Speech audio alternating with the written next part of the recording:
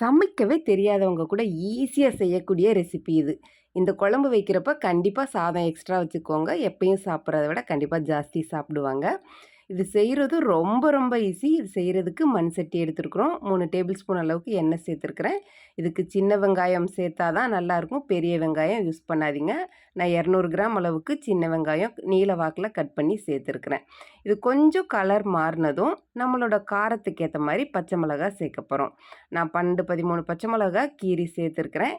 உங்களோட காரத்துக்கு ஏத்த மாரி நீங்க சேர்த்துக்கோங்க. சில மிளகா கொஞ்சம் காரம் ஜாஸ்தியா இருக்கும். அதுக்கேத்த மாரி அட்ஜஸ்ட் பண்ணி சேர்த்துக்கோங்க. அடுத்ததா நம்ம நல்லா க்ளீன் பண்ணி எடுத்து வச்சிருக்கிற நெத்திலி கருவாடு சேர்த்துருக்குறோம். இத சேர்த்துட்டு லைட்டா மிக்ஸ் பண்ணி விட்டா போதும். இப்போ இந்த குழம்பு பண்றது தேவையான பொருட்கள்னு பார்த்தீங்கன்னா, சின்ன வெங்காயம், பச்சை மிளகா, உப்பு, மஞ்சள் தூள், கருவாடு அவ்வளோதான். ஆனா இதோட டேஸ்ட் அடிச்சுக்கவே முடியாது. இப்போ இதில கொஞ்சமா தண்ணி சேர்த்துக்கோங்க. தண்ணி சேர்த்துட்டு நான் இப்போ கல் உப்பு சேர்த்துருக்கிறேன். 1/2 டீஸ்பூன் மஞ்சள் தூள் சேர்த்துக்கோங்க. கருவாடுல கொஞ்சம் உப்பு இருக்கும். அதனால பார்த்து சேர்த்துக்கோங்க. வேணும்னா தேவைப்பட்டதுன்னா திரும்ப நம்ம சேர்த்துக்கலாம். இத நல்லா மிக்ஸ் பண்ணி விட்டுட்டு, நமக்கு எவ்வளோ தண்ணி தேவையோ அதுக்கேத்த மாரி நம்ம சேர்த்துக்கலாம். சிலருக்கு இது கொஞ்சம் தண்ணியா இருந்தா பிடிக்கும். இதுக்கு பேரே உப்புச்சாறுன்னு சொல்லுவாங்க சில ஊர்ல.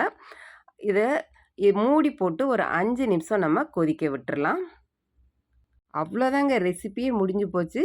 இது யார் வேணா பண்ணலாம். ஆனா டேஸ்ட் யார் பண்ணாலுமே அட்டகாசமா வரும். உப்பு, காரம் மட்டும் கரெக்ட்டா போட்டா போதும். சூப்பரான டேஸ்ட்ல அட்டகாசமா இருக்கும். இப்போ கொஞ்சமா உப்பு பத்தல. அதனால நான் சேர்த்துருக்கிறேன். இது ஆல்மோஸ்ட் ரெடி ஆயிடுச்சு. இப்போ பாருங்க பச்சை மிளகா கலர்லாம் மாறிடுச்சு. இது நம்ம சூடான சாதம் கூட வச்சு சாப்பிட்றப்ப அட்டகாசமா இருக்கும். கண்டிப்பா ட்ரை பண்ணி பார்த்துட்டு உங்களோட கமெண்ட்ஸ மறக்காம ஷேர் பண்ணுங்க. இத விட ஈஸியான ரெசிபி வேற இருக்குமான்னு தெரியல. இத நல்லா தண்ணி சுண்ட வத்த வச்சுட்டோம்னா, கம்மங்கூழ், கேப்பக்கூழ் கூட சாப்பிட்றதுக்கு அட்டகாசமான காம்பினேஷனா இருக்கும்.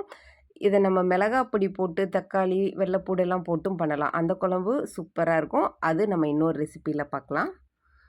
இந்த குழம்புக்கு சைடிஷ் எதுவுமே தேவையில்ல. சாப்பிட சாப்பிட கொண்டா கொண்டான்னு போய்க்கிட்டே இருக்கும். இந்த குழம்பு காலியானதும் அந்த சட்டியில லைட்டா ஒட்டி இருக்கிற குழம்புக்கு 2 வாய் சாதம் போட்டு நல்லா மிக்ஸ் பண்ணி சாப்பிட்டு பாருங்க. இந்த ஒரு வாய் சாதத்துக்கு எல்லாரும் அடிச்சுப்போம். இந்த மாரி சட்டி சோறு சாப்பிட்றதுக்கு யார் யாரெல்லாம் ஃபேன்ஸ் இருக்கிறீங்களோ கமெண்ட் பண்ணுங்க.